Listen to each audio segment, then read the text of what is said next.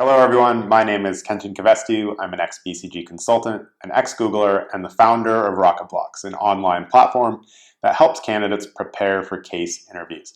In today's RocketBlocks mini lesson, we're going to be doing part 2 in a series of comparing and contrasting how a candidate goes through various parts of an actual case interview. And in this particular video, what we're going to be looking at is how a candidate deep dives and probes for information in advance of going through a market sizing exercise. So just like the last one in part 1, we're going to look at a great process, an okay process, and a weak process. So let's go ahead and jump in.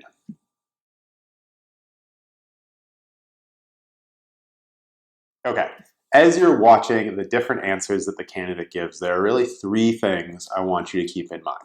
The first is how proactive the candidate is. When you're going through a case interview, regardless of what type of style it is, you want to be proactive in your approach to solving a problem. You want to be kind of always showing that you're thinking about what is the next step and you're ready to jump into it, and not that you're just kind of sitting back and waiting for instructions from the interviewer. So the first thing is, how proactive is the candidate? The second thing is really the quality of the questions that they're asking. And what I mean by that in this context is the candidate asking questions that are going to yield relevant info? And are they kind of providing insight into why they're asking questions, which is really important so that the interviewer can kind of follow along and understand the thought process of the candidate. The interviewers aren't mind readers. So if you just ask a question, even if it's a really good question, if you don't kind of connect like why you're asking for that particular piece of information, it won't all hit home together. So that's the second thing. The third thing is you want to keep in mind how well the candidate is doing a job of connecting what they're working on at the moment to the big picture of solving the key client question of the case.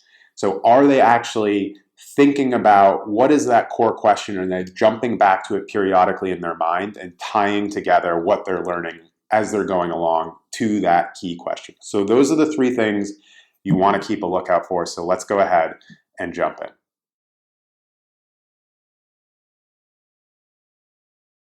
Where would you like to start? Actually, I'd like to start with the market size. Actually, does the client have any data already on the size of the market? They do. What would you like to know? Um, I think the first thing I'd like to know is just if they've done any research on the habits of American consumers relative to breakfast and how much they maybe eat out.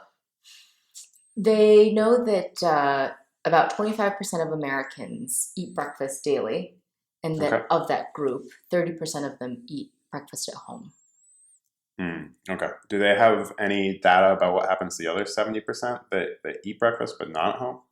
They know that 50% of them are buying things on the way to work, and that the other 20% are bringing things from home that they eat on their way to work. Okay. Do they have any other data from the research? Generally, they believe that their customers have the same patterns in breakfast habits as other Americans. Okay. Um, Great. I think I've got all the information I need, so I'll go ahead and just start my estimate now. Okay.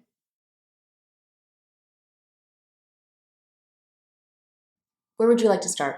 I'd like to start with a market sizing exercise, but before I dive into that, has the client produced any of their own research on American breakfast habits? They've done some initial research.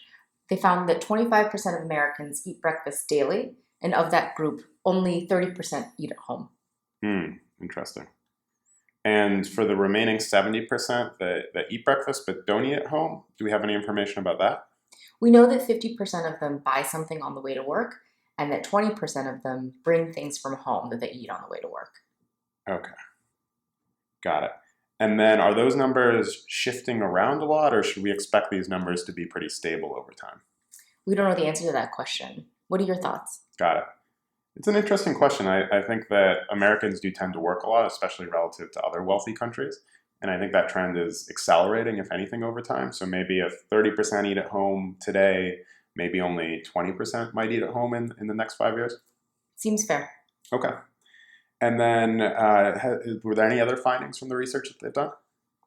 They did some initial looking around, but you can generally assume that their customers behave the same that other Americans do when it comes to breakfast habits. Okay, great. Well, I think I've got the information I need, so I'll go ahead and start my exercise now.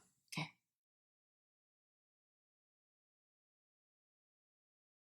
Great. So I'd like to get started with a market sizing exercise. But before I dive into all the details there, I did want to ask if the client has done any preliminary research on the breakfast consumption habits of Americans. And if so, is it possible for you to share some of those findings? Yes, they've done some initial research. They're hiring us in hopes that we can continue that and Yeah. provide a lot more detail. Okay. But initially, they found that 25% of Americans eat breakfast daily. Okay. And of that group, only 30% actually eat at home. Ah, interesting. Okay. Two quick follow-up questions. You mentioned that 25% of Americans eat breakfast daily. So the first question would be, what's going on with the other 75%? And then you mentioned that of those 25%, 30 eat at home. Do we know anything about where the remaining 70%? Mm-hmm. Mm-hmm. To answer your first question, for the purposes of our exercise, let's not worry about the remaining 75% who don't Okay. eat breakfast daily, just to keep the math simpler. Okay, great. And then on the second question, which was, what do we know about the remaining 70%? Mm-hmm. What we do know is that 50% of those people pick up breakfast on their way to work, and then 20% actually bring things from home that they eat on the way to work. Got it. Okay, that makes sense.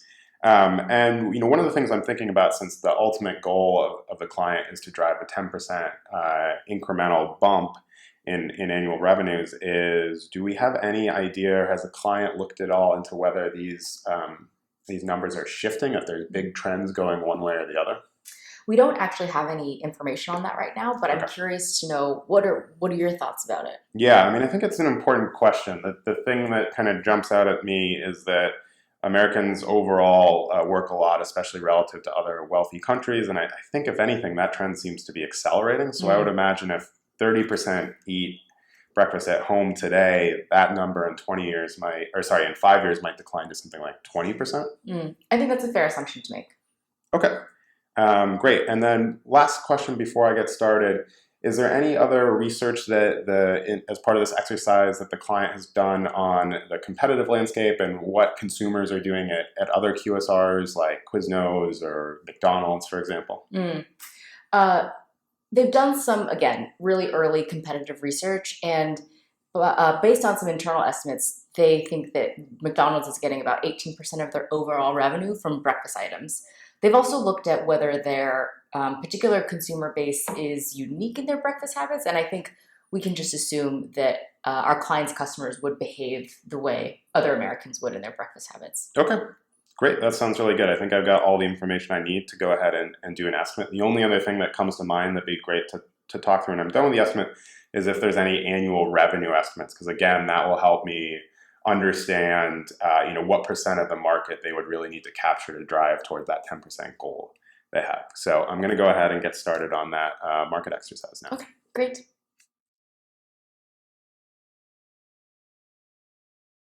Okay, so what I want to do now is compare and contrast the three answers we just saw and look at them across the few key dimensions that we talked about in the beginning of the video. And the first is proactive style. So in the weak answer, the candidate is extremely kind of reactive at the beginning of the answer. He doesn't have a particular place he wants to start, and when prompted, he basically kind of bumbles through a suggestion about, oh, maybe we should start with market size, or actually, does the client have any data? So not a super confidence-inspiring start, and certainly not demonstrating any proactive initiative to begin the problem-solving process. In the okay answer, again, the candidate is still prompted to get going, so not super proactive there, but at least he does have a clear idea of where he wants to begin once the interviewer prods him along a little bit. In the great answer, the candidate really jumps into the problem-solving exercise. He's proactive about where he wants to start, cites that he has a plan, but he has a few questions he wants to ask before jumping into going through some calculations. So really nice way to start off. Has a clear plan, seems confidence-inspiring, so a good start to that problem-solving exercise. Okay, second thing we want to talk about is the actual questions that the candidate is asking as they're probing for more information. And a key thing is, how detailed are the questions, and is the candidate doing a good job of providing context for why he's asking this particular question.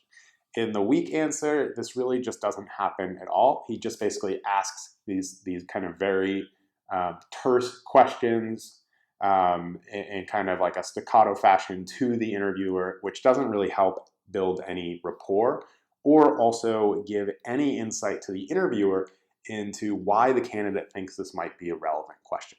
Now, if the question is really on point, that might not be necessary. But again, it's helpful to show the interviewer and demonstrate where you are actually coming from when you're the candidate and why you're asking for certain pieces of information. In the okay answer, the candidate does a decent job of this. They provide a little more context around why they're asking for certain pieces of information and how that might actually be used in the calculations that they're going to make in the future. On the great answer, in this front, you see that the candidate does a really nice job explaining along kind of every step of the way why they're asking for certain pieces of information. They provide a little more color around what they're thinking. So for example, in the case where the candidate learns that only 25% of Americans are eating breakfast daily, he then has a nice follow-up question where he asks what's going on with the other 75%. Are they not eating breakfast at all, or are they eating less frequently? He's really thinking about what does it mean for that remainder and providing his insight there, and then gets, a nice response from the interviewer of, oh, you can ignore that and keep the math simpler. But he does probe, he provides the context there of why he's looking for that information, which are things that aren't really happening in the weak answer at all and only occasionally happening in the okay answer. Okay, then the final category was the big picture connection. And in the weak answer, again, this just doesn't really happen at all. It's not entirely clear that the candidate is really thinking about how the questions that he's asking are going to lead to a good final resolution or decision or recommendation on the case. So the interviewer doesn't really have any insight there. Again, in the okay answer, there's not a lot of this going on as well. It's not getting connected back, and that's really a big differentiator between the okay answer and the great answer, where the candidate does a really nice job of showing that he is thinking proactively about the specific parameters of the case and the key question he's driving to. So for example, when he asked the question about some of the numbers and the initial findings that the client has found, he asks a really good question about, are these numbers changing? Are these trends shifting over time? And the reason I'm asking about that is because the time frame that matters for the case is the 5-year time frame. And if some of these numbers are shifting quickly, that could have a big impact for our estimates. That's a really nice way of demonstrating the candidate is proactively thinking about that key question of the case and tying in the information he's collecting and probing for, together as he's going through that process. So really good job of just kind of bringing it all together by the candidate there.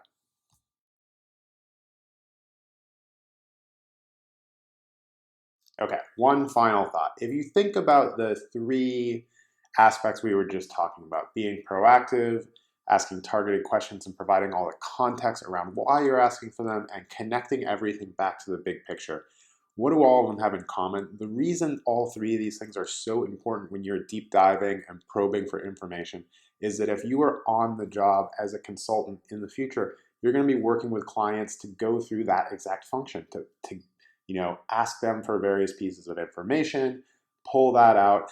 And to do that successfully, you're going to need to provide good context, and you're going to need to have targeted questions for what you're looking for, and you're definitely going to need to connect it to the big picture, because the client isn't just going to want to hand you over a bunch of data, especially if they don't understand what it's going to be used for and why it even connects to the ultimate case question or project that they've hired you for. So that's why all this stuff is really important when you're going through a case interview, and why it's important to demonstrate it. So thank you so much for watching this part in our series on compare and contrast case interview answers. We've got more great videos coming out soon. So if you haven't subscribed yet already, please do so now. There should be a big red button right below, and we'll see you again soon. Thanks for watching.